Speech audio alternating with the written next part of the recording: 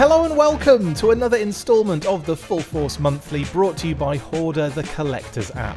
I am Christopher McLeod AKA Diagnostic 80, and in this regular series we get stuck into G.I. Joe specific related topics every single month. Joining me on this episode is one half of the Articulated Points YouTube channel and my regular co-host on the Full Force Weekly. It's Patrick Notpicard Stewart. Okay then, last month we looked at the impending HasLab reveal by talking about a few options that we think could be done for the Joe team. So this month, and with the latest reveal of Glenda as the Tier 2 unlock, we thought we'd stay in the HasLab environment and look at some international characters we would like to see incorporated into the Classified series. Throw in another version therapy and you've got yourselves a brand new episode of... What is it, Pat? It's the Full Force Monthly. Yeah, it is. It's just the two of us today, mate. How'd you feel? It feels like it's an old weekly, like with the way we used to do it. Remember when we used to do that? Recording on Friday, finishing around 3, and then editing until about 3 in the morning. Yeah, I remember that. Yeah, I remember, because we'd record, I'd bring up a bunch of topics of images, and then I'd run to work, and then you'd be like, do you have this? And I'd be like, I'm at work. I don't have access to it at home. Oh, man. Something out. I'll figure something out. Yeah, that was great. That was the worst, wasn't it? That was just the... Why did I edit for so much of my... Like, it was like hours, man. I remember when we first did the weeklies, I had an older laptop and it was chugging at that point. Like it would struggle so hard. So just doing what would effectively should have taken like maybe 4 or 5 hours if I really put my, really went for it, would take 12 hours to do, and it was horrible. Why are we talking about this? Forget it. Let's move on. I don't know. It's bringing me back to the times where I'd be editing Articulated Points and I'd have to like stop to let my laptop cool down. Yeah. I've had to do that before as well, where it's like I should probably douse this in water or something. Like, should it be on fire? Probably not. I can't hold it on my lap anymore because it's too hot. Is that a sign I should stop using it? I've got thigh tattoos because of having a laptop on there, like overheating. Just those like little Apple screw corners, just like literally burned into my thighs. Anyway, that's just an insight as to what we get up to when we edit there, guys. Chris, were you naked when you did the edit? Sometimes I was, yes. Sometimes I was on the toilet, like having to multitask. Anyway, enough of my disgusting habits. Pat, we're talking international vibes this month because of obviously Glenda's kind of release into the HasLab scenario. So let's get stuck into it.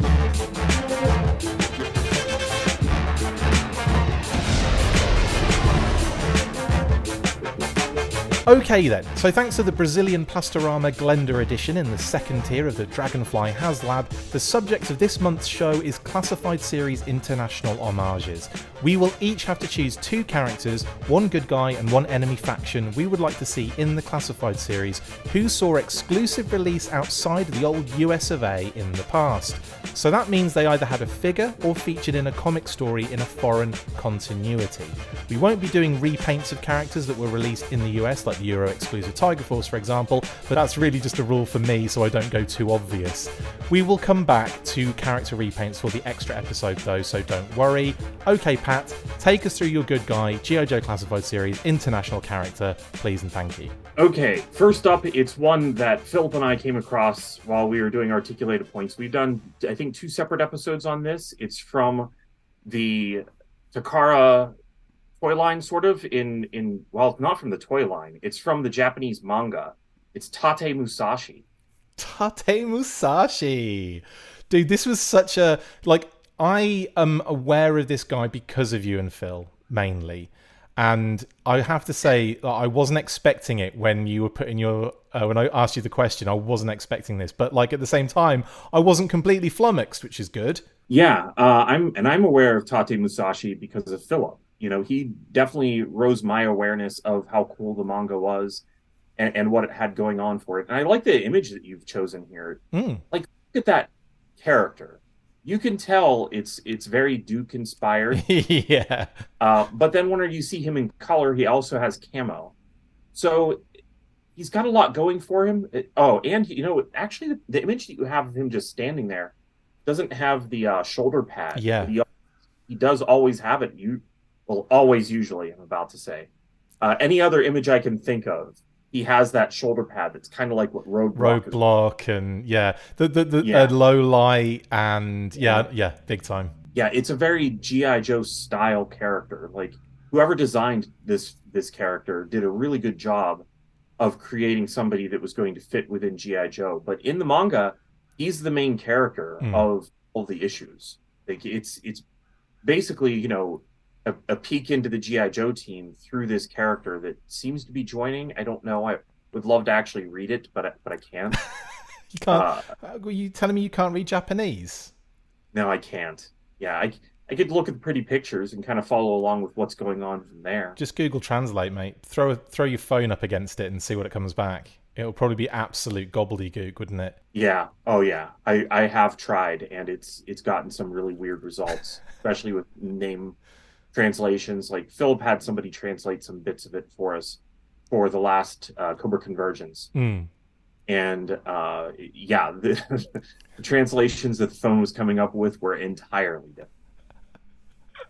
Brilliant. But, yeah, don't you think, like, looking at this character, that he actually could exist with quite a bit of parts reuse? Like, this one's actually kind of on the table. They wouldn't have to sculpt him from the ground up. I think definitely from a design perspective, he's on the table. I'm not sure necessarily from a awareness perspective he's on the table. Right. That would be one of those ones where I would question whether, as knowledgeable as some of those guys are at Hasbro, I would question whether they're aware of Tate Musashi. But I kind of doubt it. Yeah, but I think in terms of a design situation, you're literally talking about a pretty cool Duke repaint, but with an element of something on the shoulder here too. So there might be a necessity to redesign and rebuild anyway in terms of the torso. But everything else you could definitely get away with, rebuild, and then obviously it's a case of a new head. And I think that would be pretty cool.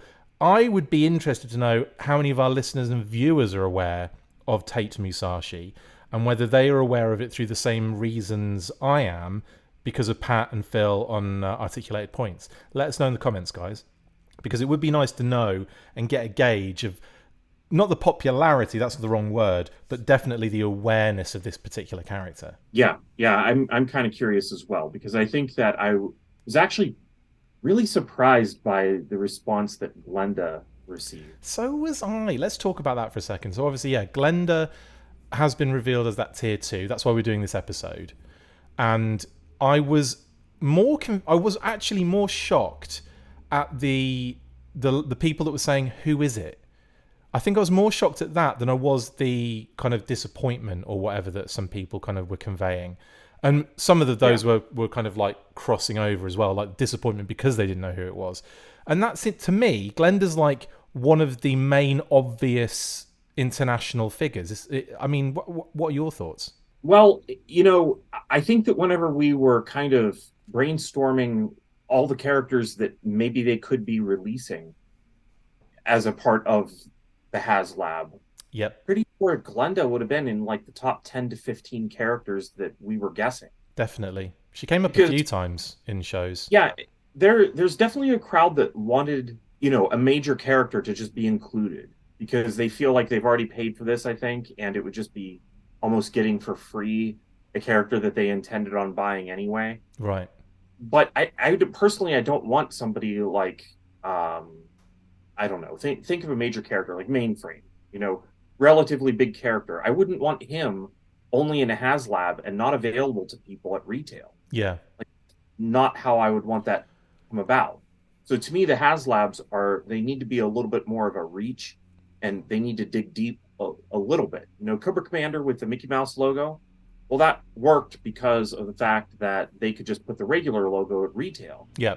It's kind of where my brain was on all these, is look at what is going to be at retail. I mean, there's so many things about that reveal as well. The fact that you're looking effectively at the pre-paint of Retro Scarlet with obviously a different head and hair and all that kind of stuff, I guess. But Like, you're looking at the body effectively right there of Retro Scarlet, who is, again, we've seen the leak come out in the listings.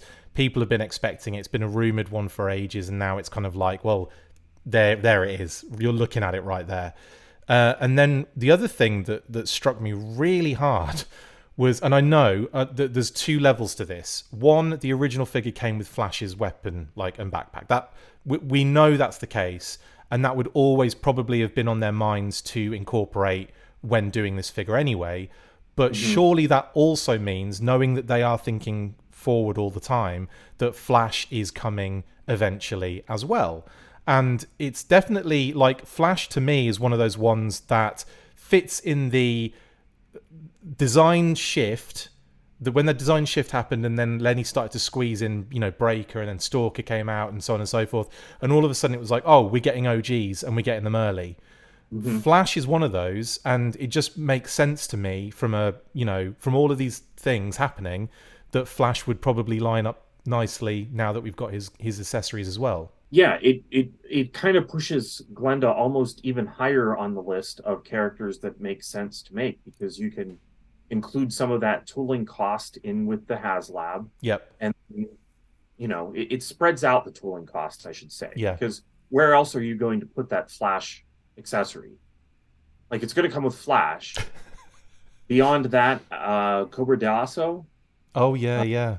Spoiler alert. Maybe... I'm just kidding. I didn't choose Cobra. I didn't choose Cobra D'Asso. I wasn't sure if you did. But yeah, there's not a ton of ways that you can use that. You know, it's not like it's the standard Sunbow rifle that can just go in with everybody. It's very specific. So yeah, it's like Glenda makes a lot of sense, because obviously there are other Scarlet repaints they could do. Yeah. But Glenda, say the name. Coral. Thank you. Yeah. I wasn't sure if that was going to be a spoiler for later. No, it's not. Okay. Spoiler. I just spoiled the fact there's no spoiler, because no Coral in this one. Sorry, guys. I could see Coral existing at retail. Obviously, I could have in some ways seen Glenda exist at retail. Pilot Scarlet existed.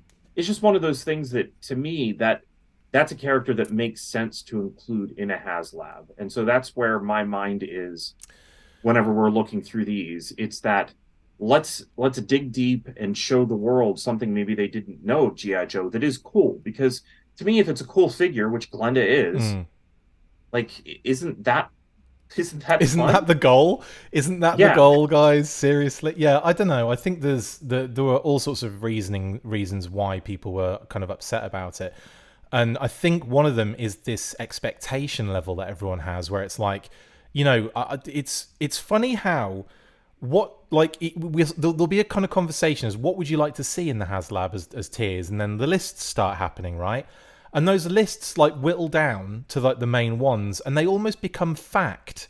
And it's like, well, this makes the most sense, and that's what we're going to see next. And then loads of people are seeing it and hearing that name and over again, and everyone's expecting it. And expectations just, you know, when it's not what you were expecting, and it's from a disappointing angle in that sense.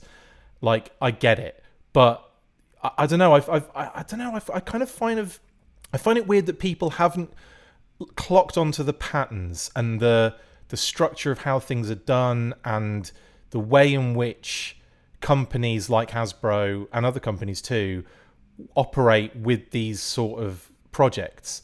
And not even just the crowdfunders, but just at retail, there are certain characters you're just not going to see. And it's, you know, not because they don't want to do that. Like Lenny probably wants to bust out a bunch of random deep homages and stuff like that, but there has to be, you know, an element of popularity for that particular character. The beauty part with G.I. Joe, I think, is that there are so many characters that people love. So there are so many different, like, random characters that seem to have like a cult status, or they do have high popularity despite not being, you know, in the core kind of thing. So the core character hump, not the CORE, not the CORPS. So yeah, I think I'm more surprised that people haven't got that, haven't learned yet about what to, you know, the expectations seem to be outweighing the knowledge level, I guess. Right. Yeah, I don't know. I would hope that some people just approach it with curiosity. And to be honest, we talked about this before. Probably anybody listening to us talk is already somebody who is interested Yeah. or already very knowledgeable. Like I really don't think that the full force viewer crowd is the crowd that was out there complaining. Yeah. I mean, yeah, that's true. But also, I will add, you can still be disappointed in Glenda appearing. Like, like Sure, that's that the is other true. thing. Yeah, Like, maybe you just don't like that figure. yeah, And totally. Yeah. maybe that bright blue is just not for you, and that makes sense to me. There's plenty of figures that I'm like, not crazy about that I could be, I unenthused. I think I definitely felt that way about a few figures early on in my life, and then happens? This weird thing happens where I come to appreciate stupid, ridiculous, weird decos and weird designs way more as I get older. And like I'll look at it and I'll go, I think it's got this weird thing, when we were going through the whole club FSS Yeah, kind of thing, right? And they would make a character like they throw one random Raptor, for example, right? Raptor was one of those kind of dorky figures back in the day. I think like I yeah, still loved it, but like I know it was one of the people didn't really pay it any serious mind. The FSS one is phenomenal, and it was such a cool update, and it was such a cool figure that it kind of propelled him into like a different stratosphere in my head.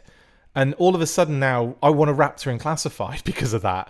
And it's the same kind of thing that they did it for other characters as well. Like I can't think off the top of my head, but there are so many that they just nailed, and they're weird and they don't quite make sense, but they come out good. Big Boa's another one.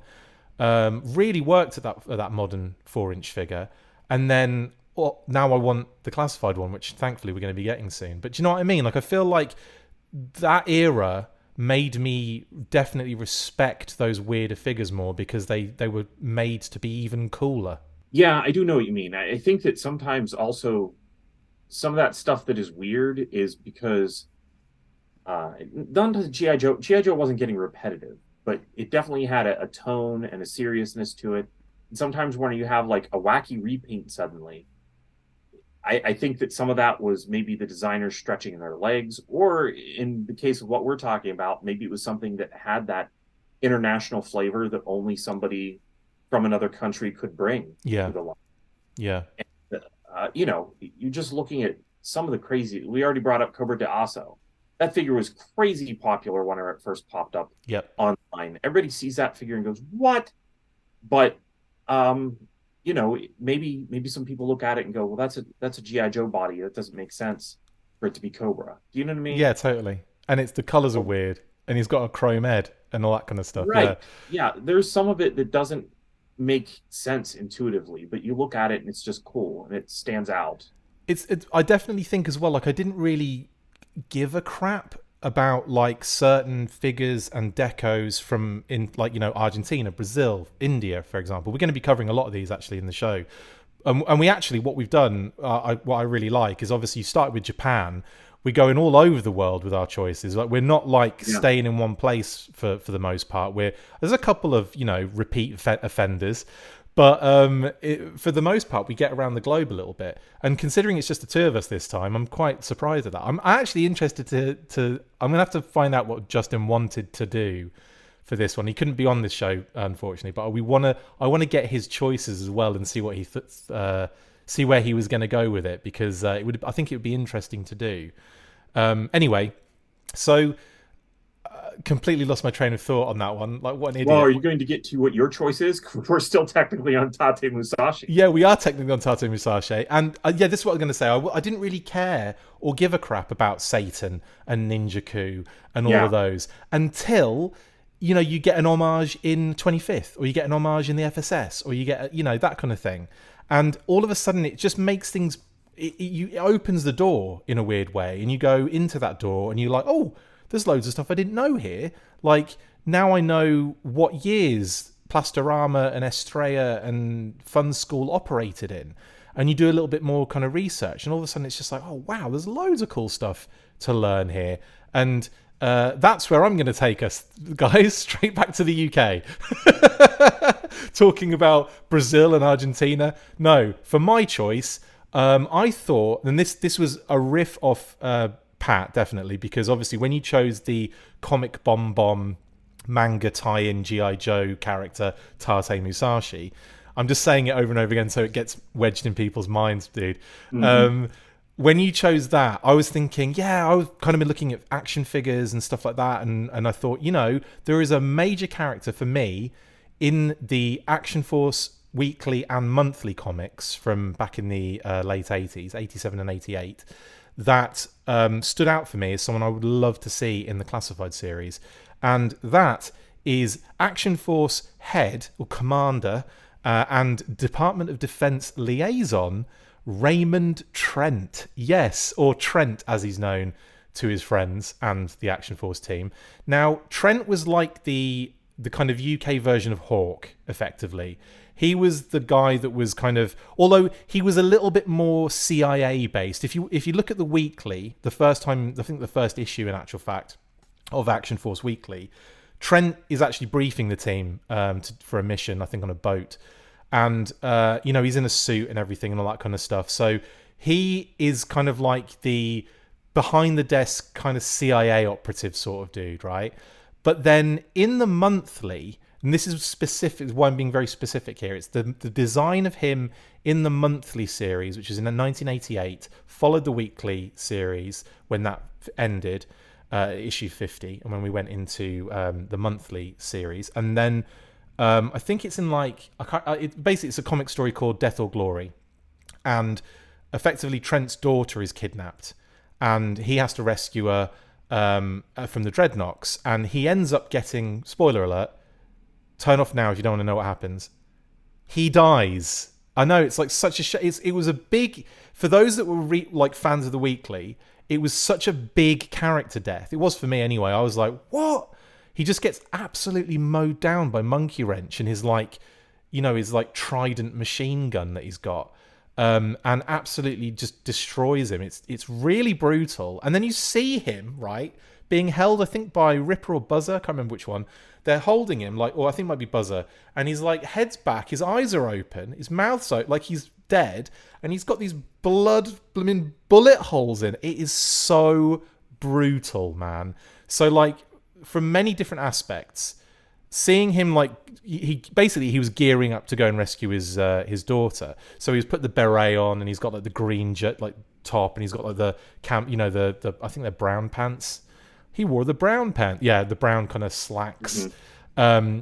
So it would be a pretty simple kind of figure to do, and I think again, like you said before, that kind of parts reuse would definitely be on the table here for someone like Trent, and to bang it out easily.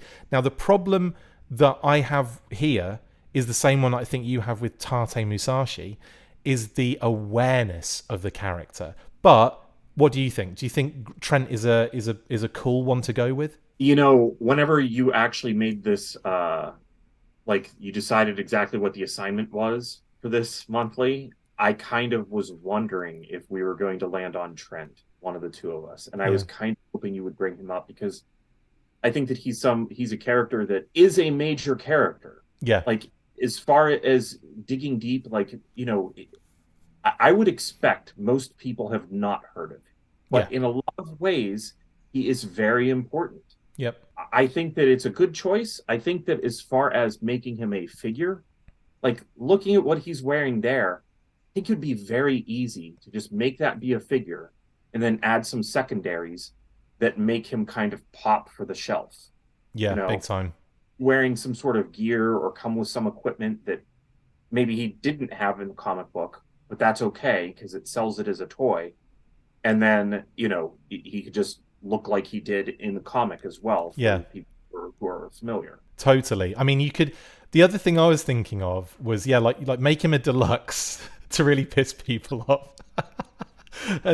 and fill it with things like a desk and a filing cabinet. And I think this is one that I would love to have. But it's probably at the end. I don't expect them to do Tate Musashi. I don't expect them to do Raymond Trent. But this isn't about that. This is about what we are dreaming about in terms of fun international additions to the classified series. And I think, like I said, with Trent, there is a very easy build there. I think, like, you know, maybe obviously you could give him a new head, or you couldn't. He could just have the same head as Flint. He could just be Flint again. Yeah. Do you know what I mean? Or how about this one, Pat? Do you reckon they could do a Flint, but to homage Trent, give him that deco, like a red beret, green top, and brown pants? You probably could, but I don't think that, like, I think that if a character like Tate Musashi or Trent was announced, I know that between us we'd be exploding with excitement. No one else would care. There would definitely be a lot of that. And if you just released Flint kind of with this deco, it would just be like, yeah. Well, Flint figure, I kind of wonder if he's also on the list to eventually be redone, because he definitely has some of that early look to him. So you completely redid Flint and gave him a new head, then reused the original Flint as this, or the original Flint head, I should say, as Trent. Well, then you could actually have two different looking characters. I think that would be good. I think I struggle to think where they would put it line plan wise as well. Like you really wonder where something this deep cut, because let's face it, we have just shown off a little bit here. It's one of those things where it's like, oh, what can we say that's really going to flummox everybody? Yeah, right. What can we say about an international deep cut that people are just going to be like, what? I just thought you were going to pick. I just thought you were going to pick Satan or Ninja Coup or like I'm a little Tiger Force Outback. Out of one that's not in here, but there's a few actually. Like for example, here's one that I wanted to do in the good person section, and that's Canarian, because mainly because again it's a different character. That's the whole point of what we're doing at the moment, is that it's not like, yes, it's a repaint of a originally it's a repaint of a known G.I. Joe, Action Force, whatever figure, but it's given a different like life, a different backstory, a different name, in terms of the country of origin that it's in. So you get this like new character, even though it's effectively a repaint. So with Trent, we don't even have a figure to work on, so that's good. It's just a character that's in the continuity. Same for Tate Musashi. He's just in the continuity of the Japanese manga. And then with Canarian, it would be a figure that is just a yellow repaint of Lady J. But you could have fun with that. You could play around with it. Different head, different hairstyle, different, all sorts, and then just redeco the figure. Done. Yeah, and a lot of times I think that whenever Hasbro's looking at the viability of releasing a character, I don't really like the fact that I just saw Lady J at Ollie's. I mean, I do. I love getting toys for cheap. Yeah. It does make me wonder, it's not a good sign for the future of Hasbro investing the money in sculpting and tooling and creating new Lady J figures. But if you have quick repaints they can do from that, they can get a little bit more mileage out of all that. And Canarian, to me, would be a much better thing to have than just like a Night Force Lady J. Yeah. I would much rather have a brand new character that both of them can exist on the same shelf, and it makes sense. Definitely. And I think as far as, approaching things from a toy perspective, redecos are very important. Yeah, big time. I actually had a couple of the other Compline Commandos on my list before I changed some things and sent it over to you. Yeah, I would love to see the rest of that list, actually. I literally told you I was just messaging you every 5 seconds going, oh, no, this is one thing I wanted to do, and then I did this, and then I did that. Yeah. Mine is way more like scatterbrained. Yeah, this time I tried to keep completely quiet until I was set in what I was going to do. Well, in that case, bud, we should move on to the bad guys then, and take us through your first. I love this choice, dude. This is amazing. Okay, so for my first choice, and maybe I'm just in a mindset of things that Philip and I have talked about, because we went in depth on this one as well, and it is Urzor. Yay! So we're going south of here and to Brazil. And Brazil. He's a repaint of Repeater, which if they released a Repeater, I think there's two obvious figures that they could get out of that. Night Force would definitely be in demand. Yep. And I think that if they did release Repeater as Urzor, I probably would want a different face sculpt. Oh, hell yeah. whenever you're dealing with a 3 3/4 inch figure, like changing the shade or painting a mustache on, which is what they did here, you could kind of get away with it being a little nondescript and looking like a different character. But in the 6 inch, you started to get, some pretty specific appearances of characters that it doesn't work as well having two of the same head be two different characters. I would also, here's a question for our listeners and viewers at the moment. Who, if you weren't already aware, knew that Urzor was a bad guy?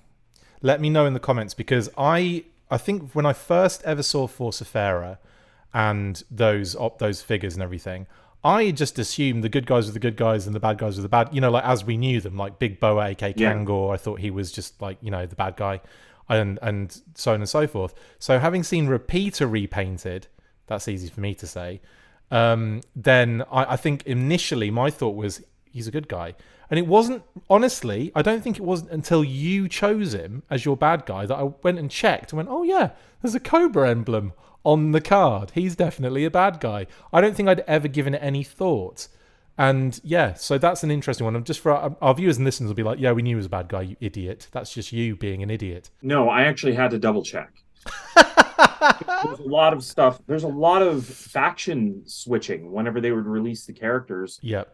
Their specific market, because they were taking what existed and customizing it for how it would be perceived and how they felt it would go over to buyers. So I was a little weirded out, and then it made sense to me because I can't look at Kangor and think, oh, that's a good guy, but it is a little weird to see Forcifera and think they're not all on the same team. Right It seems like that should be an actual team of guys, but it's not. It's almost like the subline when they're both involved in it, like Eco Warriors, for example, isn't it? It's like Eco Warriors when they're good and they're bad. So yeah, I know what you mean. But when you look at that lineup, I don't know, they all just look like they're together, like they're having an absolute friggin' party. Yeah. Also, I think I look at the deco and I look at the animal and I don't see bad guy. I see like a little baby bear that looks really cute, and I see that probably rip you in half. And then I see the kind of the deco, which does not strike me as like bad guy. Do you know what I mean? But yeah, right. Yeah, he doesn't necessarily look like a bad guy, but he has an interesting symbol on his hat. Yep. That I don't really think is on the figure, but it's been on the painting as you have it here in the picture. And you know what? The bear, I don't think that I would want it to be a baby bear or small. My thinking whenever I was choosing this one was the fact that Fiona was such an interesting toy. So if they were going to expand that out to other animals, and to me, I can remember walking into Jamesway as a kid and seeing Mutt for the first time, being like, holy crap. Yeah. A dog? There's definitely an appeal to having animals in the line. And so spreading their wings a little bit and seeing what they could do with some other animals. Mate, bears don't have wings. Well, already. Bears don't have wings, Pat. I think you're mistaken. You're thinking of the owl bear, aren't you? That's what you're thinking right, of. From Dungeons and Dragons. They're already making that.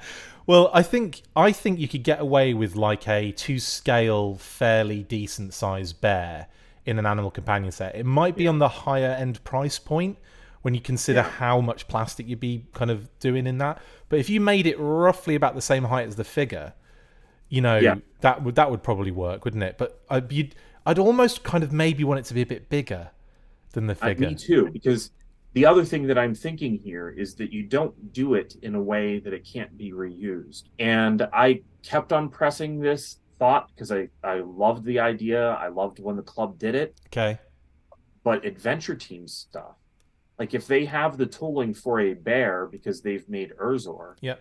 My thinking, when I was doing these, I was trying to think like what would be practical. Yeah, totally. What could be made with mostly the parts of a repeater figure.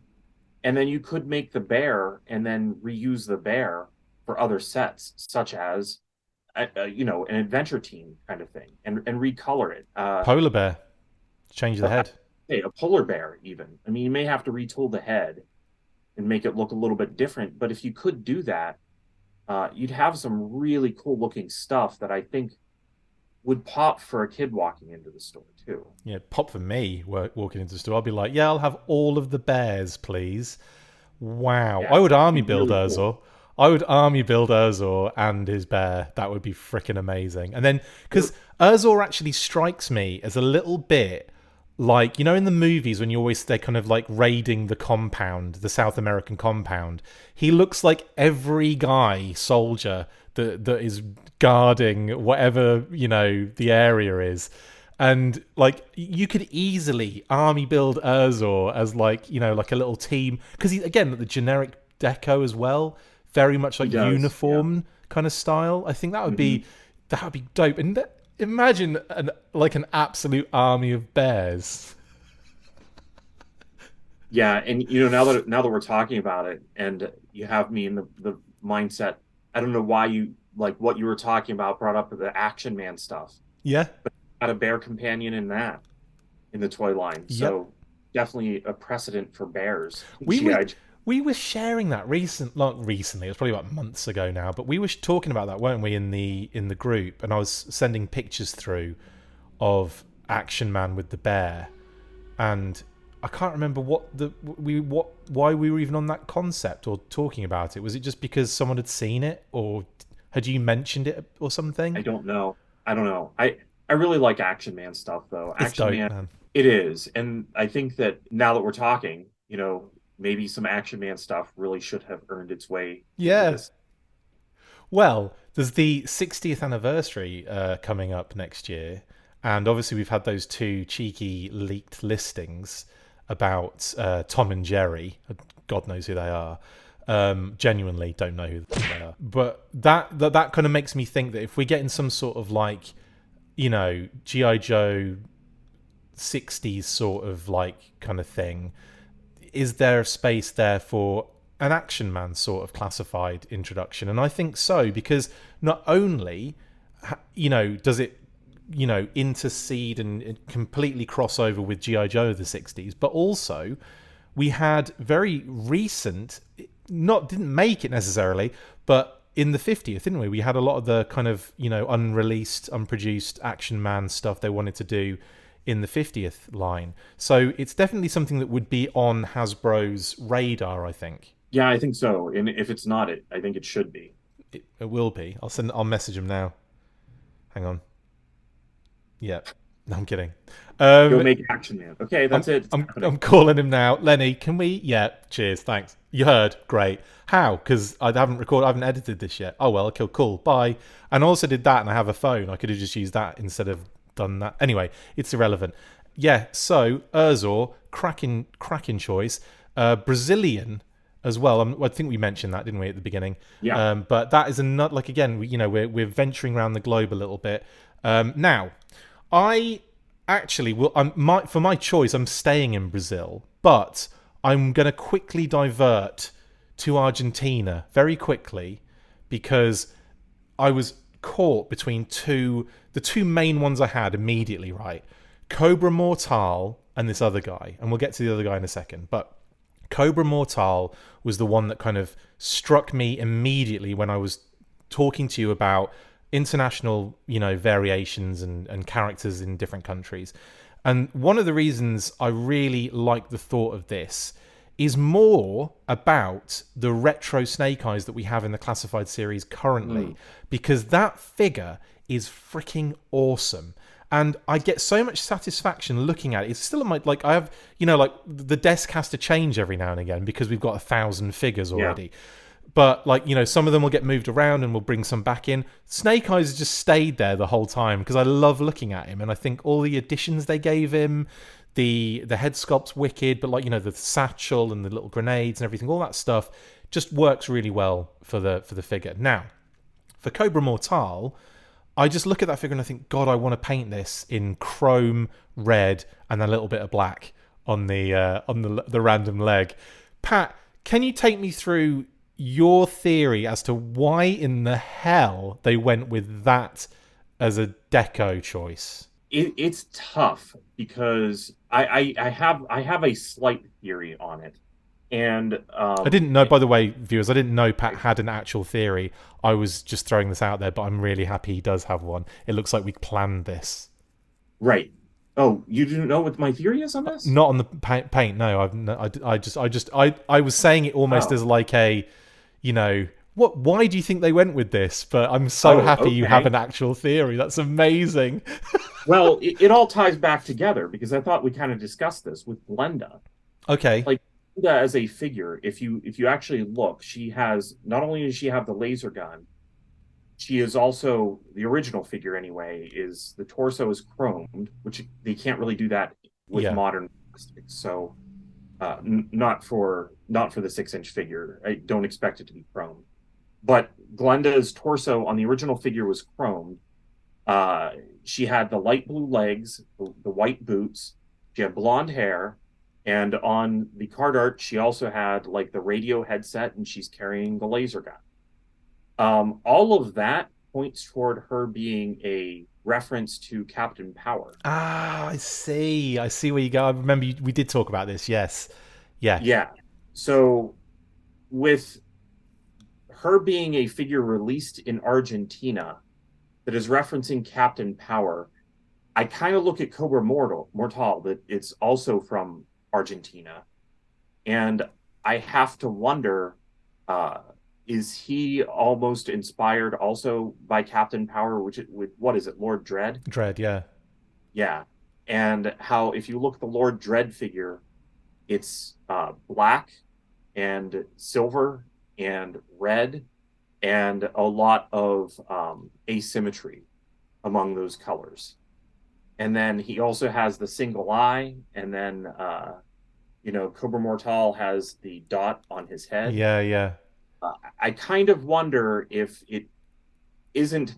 I don't think it's meant to be like a representation of that character, but I kind of wonder if they looked at that and went, "Wow, that's really cool," Mm. and they came up with something. So that's my theory. That is of yeah. It's when you mention it like that. I remember you sending me the Glenda image. Sorry, the Captain Power image to show like the Glenda kind of comparison. With that, I think it was them just going, "Hey, let's homage Captain Power." I genuinely think that was their that was their MO based on that. And I completely forgot that we talked about that. Yeah, that just shows you how scatterbrained I am at the moment. Probably slipping the into similarities are too striking. Yeah. There's just the way that Glenda is not a Captain Power reference. Yeah, definitely. And that's really fun. So Mortal, obviously, that's one that was on my list, but it was actually bumped, believe it or not. And I wanted to give him the level of care as an honourable mention, because I thought there's so much about Mortal that's so interesting and fun. And again, it is a Snake Eyes repaint, and who doesn't want a Snake Eyes repaint? And I think you could do something really cool with that retro figure as well, and just do a Mortal, and boom, there you go. I would even argue that he's very likely, and maybe that's why he wasn't appealing for your list. That's probably true, actually. Like, we're probably going to get him. Do you know what? The fact that we've got Glenda now makes me think that maybe Mortal is on the friggin' menu. Yeah, so I really wanted to kind of definitely make sure we talked about Mortal, because it is such a cool figure. And like you say, it's probably one that you're very likely to see, especially with the Glenda precedent now. You could be on the cards. Who knows? I kind of want that now. Now you better edit quickly so that this makes sense in case that's the other unlock. Could you imagine? Cobra Takeover Mortal has taken over and he's firing anti-helicopter rockets at the Dragonfly. I'll edit quick. I won't at all. Right then. So my actual choice, long story short, is... And I think you'll like this one, Pat. Going back to Brazil now. So if you're in the Street Fighter map and the plane's going to fly back to Brazil now and go, Brazil, Curaçao. Yeah? Yeah, choice. One of the incidentally, one of the reasons I would love a Curaçao is in relation to, do you remember when we were at JoeCon and this was one of the Ultimate Enemies 2-pack figures for the JoeCon set? It was like one of the two. It was a 2-pack. It was Curaçao and was it DJ? No, it was Curaçao and someone else. Might have been DJ. in the Battle Force 2000 set. Do you remember? Not really, but I'm That looking it up to that try makes to me tell. sad. That makes me That's right. sad because you and I did a review video almost immediately in the hotel room on this That's set. right. I do remember that. And that's one of the reasons why Kurosawa, or Corrosive, as he was known in the club version, was one of those figures. And I think like one of the main reasons is because I love crazy decos, of course. Why wouldn't you? Why wouldn't I? But more so because it's such a random repaint, and what's weird about it is you've got DJ, but I've seen this figure multiple times and never thought it was a DJ repaint, even though it clearly has to be a DJ repaint. And I think it's because, they changed so much about it, skin tone, all the different deco hits are in random, it's all over the place. So it doesn't strike, they do so much to it that it almost like takes it away and gives it a new character and gives it this new bad guy Forza Echo kind of situation. So for me, I think I was won over really by the crazy deco. And also, I believe, correct me if I'm wrong, I wasn't sure if they either decoed it to make it look like it had color change or if it actually has color change, but I think it actually has color change on it, because On the original figure? yeah, Yeah, it's color change. I wasn't sure if it was one of those things where they weren't actually doing color change for the Forza Echo, and they were. Do you know what I mean? Yeah, that's a good point. I don't think I ever actually tried to change mine, but I assume that it is. I assume that it is because I've seen different pictures of different versions, and some of them have the splotch on there, and some of them don't, or it's a bit lighter. So I was assuming that there was color change on there, and plus it does have a call out on the card. And obviously, I can't be 100% sure if it was just like a half-assed maneuver based on just a deco, thing, and they couldn't, they weren't going to do the jet deco change thing. But I believe it is a color change. Correct me if I'm wrong in the comments, obviously, by all means. But I think that added bonus makes it even more fun for me as a choice. Now, as for classified, it's obviously a pre-painted DJ, or we've already had a DJ. Which again either works for me because I'd love to see Battle Force 2000 done in the classified series. I would think that would elevate that team in much the same way as modern 4-inch figures did for some of these figures and characters. And I think that we could do that. Plus, if we're brutally honest, the 4-inch club versions did have some very soft head sculpts, if I remember rightly. The definition between helmet and face wasn't always too solid, was it? Right. And honestly, they were also at a point where I wanted removable helmets for each figure. Yep. They didn't do that on all of those. And I can kind of understand with the cost of all of that would be involved and how they were trying to keep things down and stretch their budget as much as they could. But yeah, it would be a lot of fun to see these revisited and actually have imagine a removable helmet DJ, how cool that would be. That would be so awesome. What haircut would you give him? You could make it's look at what they did with Scrap Iron. Yes. Beautiful. It's funny, isn't it? Like do you ever look at a character and think that's what they look like? Like when you don't have that luxury of seeing their face. Right. Well, I don't think that I would have imagined Scrap Iron looks quite like he does under there, but it's definitely a good look for him. Yeah. They stuck with the origins of the character with him having the scars and stuff like that. So it totally makes sense. And I would be really curious to see. And with Kurosawa, DJ kind of has the friendly face, but the card art for Kurosawa is like gritting. Wouldn't it be cool if you have the removable helmet, be able to pop that helmet onto a gritting face? Totally.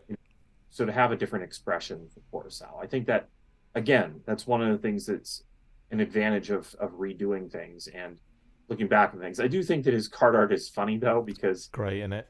Has that peg on his shoulder for the hose to plug into, and there's no hose. And then it's the additional funny thing, if you're familiar with the figure, is that it doesn't even come with that peg. There's just a whole. Because they've got the head in the hole in the back of the helmet, hasn't he, for the other thing and everything? Yeah, Yeah. and yeah, that is funny. I really would love to know more about the artwork from the forest, because I think that's something that we've talked about as well, like the Fun School artwork, the South American artwork. There's a lot of, original artwork that they put into it. I mean, Urzor was original as well. That's not like painted over or anything. That is an absolute original. In some cases they would paint over, like, Kangor and Big Boa they utilized. I think Big Boa's card art to a degree, didn't they? But then stuck I think that sometimes kangaroo. they were looking at doing a one-to-one look just to make sure they had the style down. That's true. It's probably actually original. But then also you've got the Nordic countries that did all that beautiful artwork without weapons, or like with the weapons behind them, so they weren't like using them or firing them or anything because of the toy laws. Anyway, yes. Again, this is the thing in it with the international thing. It opens up so many doors to kind of like discuss and talk about. It's kind of crazy. So anyway, Curaçao, that's my choice for the bad guys in terms of international repaints, or international characters, I should say. Sorry. What we're going to do is, obviously we've been talking about repainted figures and all that kind of stuff as well. Pat and I are going to do a little extra about specifically, instead of like exclusive characters in different countries, we're going to be looking at repaints of existing characters in international areas as well on the extra. So you get us twice for the price of nothing. You get it twice. How does that feel? But before we do that, obviously we've got to finish this episode out, Pat. And I should also say, listeners, viewers, who are your choices for international exclusive characters to be brought into the Classified series? Like we said, this is about characters that have appeared overseas, not like, Lady J but in a different colour, or Snake Eyes in a different colour. We're talking an actual character. So let us know what your thoughts are on that too in the comments. Love to hear it. And there's so many options as well. It's crazy. Now, yeah, I bet could be some really cool stuff in the comments. I'm curious to see that. Same, because I know I haven't thought of everything, even though I've clicked on probably every image on Google ever regarding G.I. Joe blooming international stuff. Now, next up, Pat, bit of version therapy. You ready? Yep. Have you tried Hoarder yet? No? Well, you need to. If you have a collection of things and want to create a fun and easy way of organising it and of course showing it off, then get involved. You can post items and build collections, and you can drop a status like getting a fun delivery or seeing some awesome related stuff on your travels. Build your collections with Hoarder. The app is free to download on Google Play and the App Store, so what are you waiting for? Get to hoarding.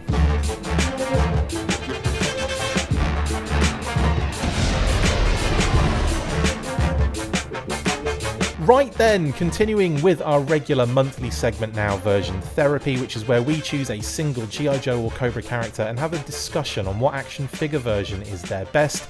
Now, of course, we are all probably going to have different opinions on this based on when we were born, personal experience and so on, but that's where the fun lies.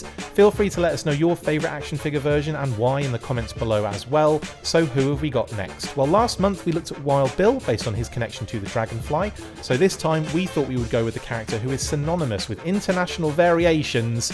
It's Stalker. Do you like my thought process on that, Pat, by the way? Because I feel like Stalker's had so many international variations. There's a lot of international stalkers, yeah. And he was kind of one that was knocking around in my head as we were making that list. We could have done a top 5, to be honest, of that list, but that would have taken forever. Actually, we could have done, couldn't we? I think that's the beauty of having Justin on as well. We can get at least another 2 on each thing there. Yeah. We always, that's what we've liked in the past. We've always gone, I chose this one, but I wanted this one to be discussed. So I'm glad you did it. Anyway, Stalkers, mate. There's so many, we're not talking international variations technically here. We're just talking versions of Stalker. So we're not talking Jammer. We're not talking no camo Jammer. We're not talking that other one. We're talking we're talking about Stalker specifically.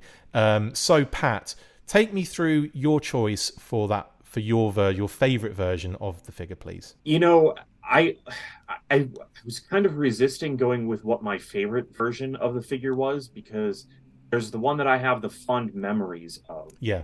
Then I also was looking at all of the Stalker figures that have been released. Yeah. Is that version 1? Fond memories. No, surprisingly not. Oh, interesting. Okay, carry on then. I Sorry, I do have went. fond memories of version one, but that was not actually the one that I was thinking of. Like Interesting. the one that kind of enjoyed the most is to me a little bit different than the one that I feel best represents the character or is actually the best figure. And I think that Stalker for me is very synonymous with the beret. Like Yeah, where's the beret? That's one of the things that looks like Stalker to me. I'm gonna anger you with my choice, but yeah, go for it. Um, so I kind of went with one that did have the beret, and the club one was so awesome. The Tiger Force one, that's what I Oh, chose. The removable beret on that, the head sculpt, oh, so much like the character. Now I do kind of wish that there was just a non Tiger Force version of this. And this one definitely looks like they're tapping a little bit into the Talking Battle Commanders version of definitely, Stalker. definitely. But it's because it's not like the other Stalker that was released in Tiger Force, because that one had a lot of blue on him Yeah, and actually orange pants, whereas this one has yellow pants. But I liked this one a lot because it also, the color shift felt a little more like original Tiger Force to me. I like this figure a lot. I think this is one of the most wonderful representations of Stalker, though it's not my most enjoyed one. I think that, in the spirit of trying to pick something that says, hey, this is what I think it should be like moving forward, this is the one that I chose. Mate, couldn't agree with you more. I think it's probably one of the best Stalker figures going. One thing, it's Tiger Force. I love Tiger Force, and I love that comment that you made about the fact that it doesn't exactly follow the rules of that previous Tiger Force Stalker, because as I see that Yeah. too as like almost like a separate sub team in much the same way as the Python Patrol, with their kind of 6-pack of like blood and that lot, where it was like the vehicle deco they were wearing. It's kind of like you've got two separate Python Patrol kind of styles. I feel like you've got almost two separate Tiger Force styles. You've got that vintage, which weirdly enough is actually quite subdued. I don't think people really realise it. They just see yellow, or they see I don't know, things like that. But most of it is like brown and green and black stripes and Yeah. stuff. Like, you're not talking crazy stuff. Crazy stuff is Euro Tiger Force, where it's like we're gonna just stick Blizzard in orange and yellow, and that's just tough. That's what you got to deal with. And we're going to throw bright blue on most of the figures as well, like neon blue. And that's something that was definitely they were following in that set with the Yeah. 2003 version 3, just off the top of my head. Version 3 Sergeant Stalker. Or whatever version that would be in Stalker Land, that would be 10, I think. That I would suggest is definitely a great point on that. And I think what the club did was the best thing there, was to kind of go with the more, what you'd expect in terms of the deco for a figure that joined Tiger Force, and then almost to kind of like tie it in, like you said, to the Talking Battle Commanders, and take a lot of cues from the deco there. The yellow of the backpack, the yellow of the straps almost translates directly to the pants yellow as well, and like obviously the black shirt and all that kind of stuff. Just great. And I agree with you. I think if they'd have thrown in a couple of blue spots in there, it would have been really nice. But they're clearly sticking to a more vintage style here, aren't they, for that figure? Yeah, for sure. They did a really nice job with that figure, and I love it. It's one of the best modern figures to come out of the club, in my opinion. Yeah, I've got to agree with that. I'd love it if they did a Talking Battle Commanders repaint. If they had done with the white pants and the black kind of splotchy camo, that would have been so awesome. In fact, I would probably have to say as an honourable mention, the Talking Battle Commander Stalker is one of my favourites, even though he's got a backpack attached to him on a permanent basis. You could I'll say semi-permanent basis, because you can take it off. But I really loved that figure design-wise. I thought he looked amazing. And I think one of the reasons I love it so much is because I had Stalker from the Hall of Fame series. And that 12-inch figure was like very much the talking battle commanders kind of get up and everything. So I think I love that figure because of that 12-inch figure as well. And like having the, being able to kind of put the clothes on it and everything and like feel everything, and everything was so and it was a cool figure as well. It had that like the hidden joints in like the spongy skin and everything. The embedded, the ratchet joints that were, I really kind of enjoyed that vibe from 12-inch figures as a kid. But yeah, I loved that. I enjoyed how that era of G.I. Joe, the 3 3/4-inch figures, almost got extra celebrated by having another expression to have that same outfit in. That did elevate that Stalker for sure, because permanent backpack is a little off, and the sneer, the expression on his face, has never been my favorite. Yeah, exactly. It's a little bit like they definitely wanted to for it to come across as he's talking. Exactly. It looks. He should have been called not Talking Battle Commander, but Bulldog Chewing a Wasp Commander. Yeah.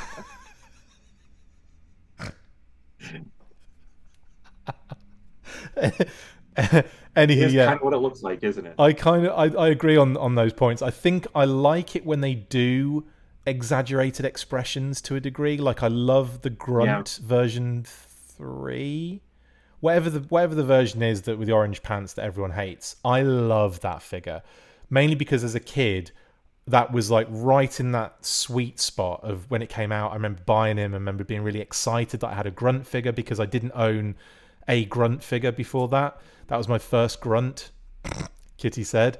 There was a lot of things like that. Obviously, there wasn't a General Flag figure, but when that General Flag figure came out, it was similar vibes where it was like, I've got a General Flag figure finally. But then obviously not realizing it wasn't the General Flag. It was, his son. Yeah. But even so, it was cool. And I loved that figure as well for it. I mean, we've talked about, I think, General Flag in the past, especially the FSS version. I think we've discussed as well, like a few times.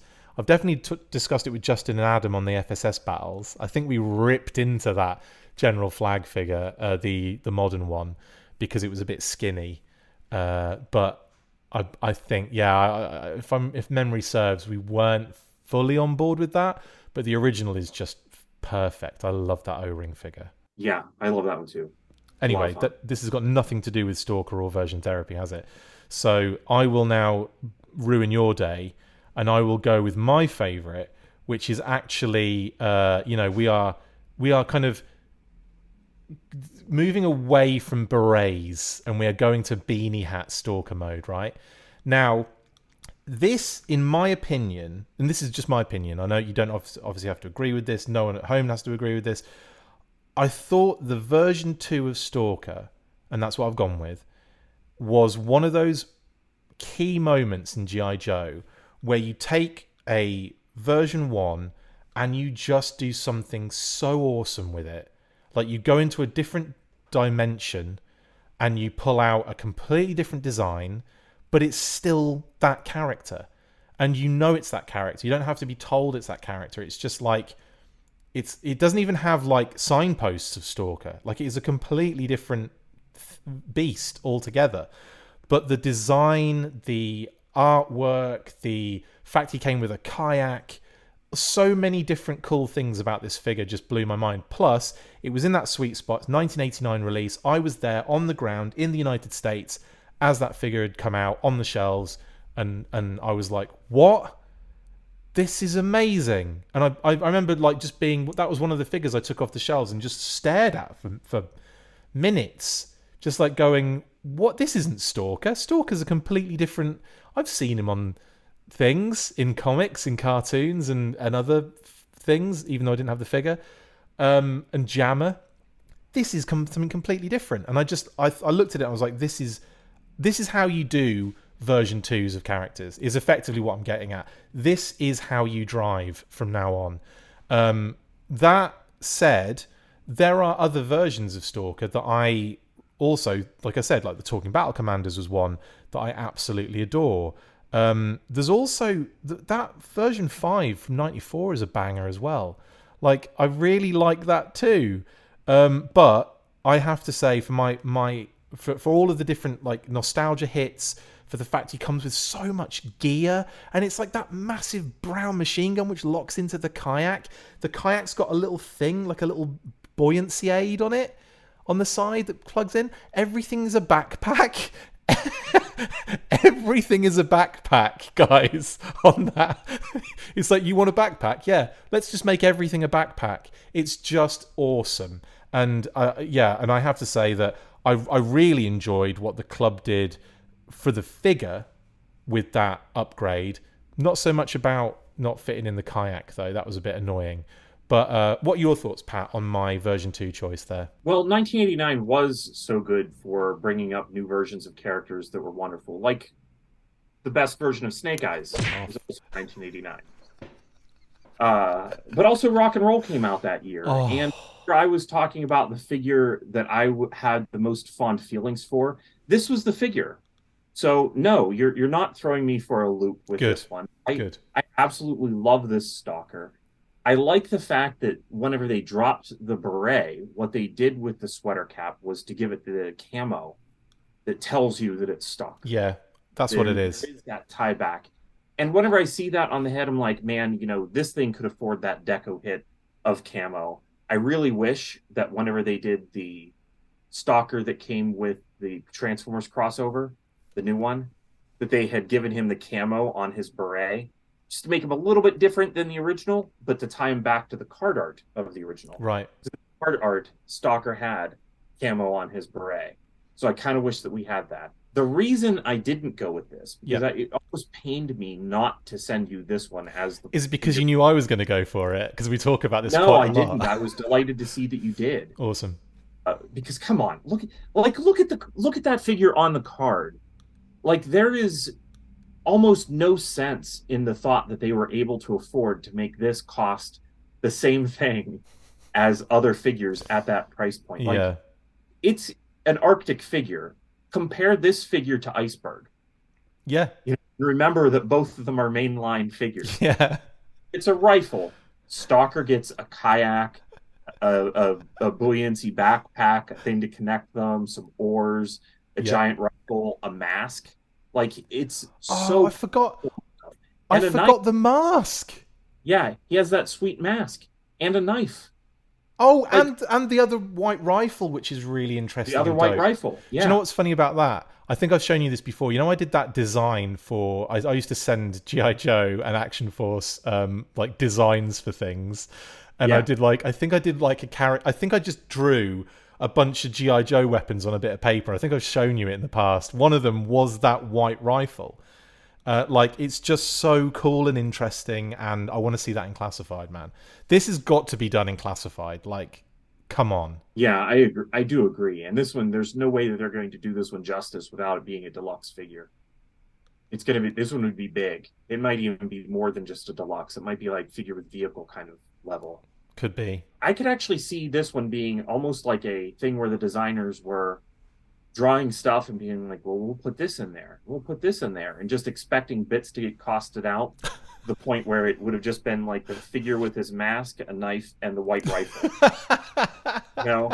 And they probably the whole process were like, I can't believe that we're being told this is okay. But yeah, 1989 was such a great year for G.I. Joe. The reason I didn't pick this, because I haven't gotten to that, is that it feels environment specific.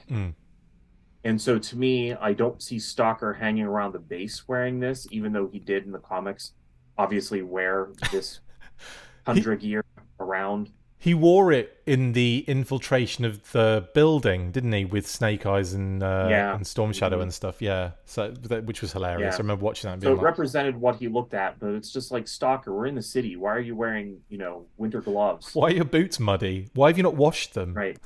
Yeah. Yeah, and I was always a little weird. Is that mud or is that camo to go in with the mud? I'm not really sure. I think I assumed it was mud, because the Tundra's a messy ass place. I could imagine like him getting out of the boat, the kayak, and like walking through the water a bit, and it's going to be a bit gross and a bit grimy. I could imagine that, you know, like a little Then bit. he has the vest camo and the camo on his hat. That's not all mud. So it's True. hard for sure. I mean, it's I don't know what they were going for, but it's cool either way. I think That is true. that would definitely pose a design challenge. I think to the team if they were going to do this as a classified figure. As to what would they, where would they go with it? Would they do camo and then maybe some like different mud effects, like different color, different like, do you know what I mean, like on like the boots or something, just to Yeah, rough them up? I'm not always a fan of mud and stuff on figures, so that wouldn't ring well with me. I don't know. I love this figure, man, and it's definitely one of my favorite V2s of all time. I think this is up there with the Rock and Roll Yeah, V2. It's up there with rock roll. Snake Eyes V2. It's up there V3. with, You meant V3. I Yeah, meant V4 actually.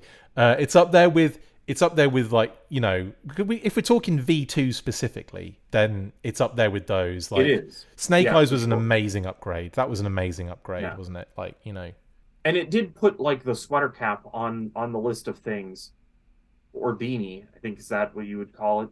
Would yeah, beanie hat. that puts it on the list of things that kind of make sense and are in character for Stalker, but at the same Do time, you reckon he's just balding? Do you reckon what? reality he's balding and he doesn't like people to see his hair, and that's why that's why he's either wearing a beret or a skull cap or whatever. Yeah, who knows? Maybe. Actually, I say that, but he's got dreads as well. So if he was balding, that would be a look, wouldn't it? Just the dreads hanging out the back. Yeah, I want to see that now. There's another great version of Stalker though. That version it is. 13, the 2011 Resolute one. I think it was Resolute, wasn't it? Well, there's the Resolute one, and then there's the Pursuit of Cobra one. That's true. That's very true. Pursuit of Same Cobra would head. have been 2011, wouldn't it? Yeah. And Resolute's 2010. Yeah, okay. Again, they're kind of the same, just different deco, aren't they? I want to say Well, the different legs, actually. Pursuit of Yeah, Cobra one uses the body that was used for Snake Eyes from Pursuit of Cobra, and the Resolute one uses, I think, the Snake Eyes Resolute body. yeah. It's so weird, isn't it?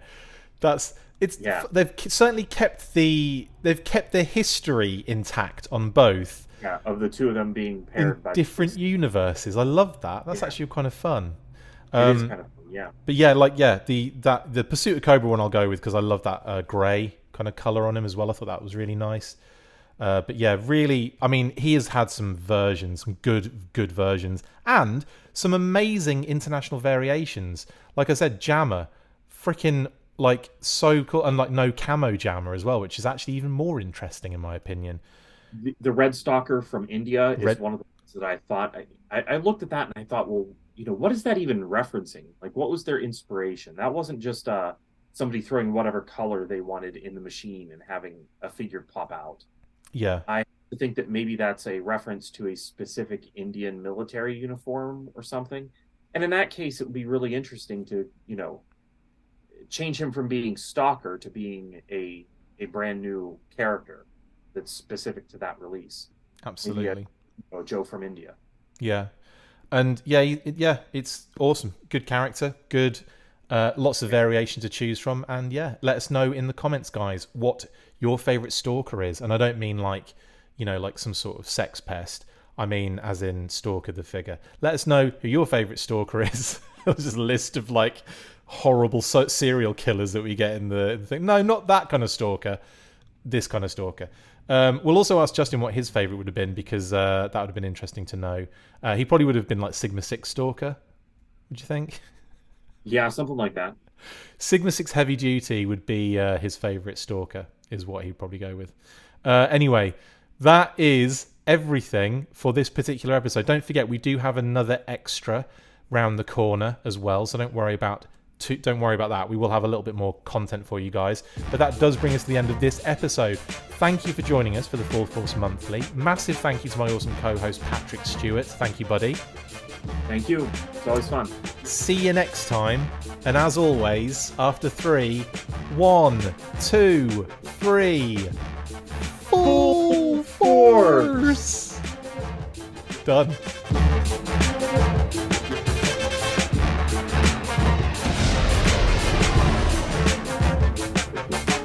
Make sure you get involved with the discussion by liking, sharing and commenting on these videos, and as always you can keep up with the show after listening by following on Twitter @TheFullForce, liking the Facebook page facebook.com/TheFullForce, and if you would like to contact the show you can message us on either of those platforms with feedback and questions. We also have a Patreon page, so if you want to show your support for the show, see your name up in lights on these videos, or enjoy exclusive bonus content, then check out patreon.com/TheFullForce podcast, or click on the link on any of the posts this podcast appears in. Full Force!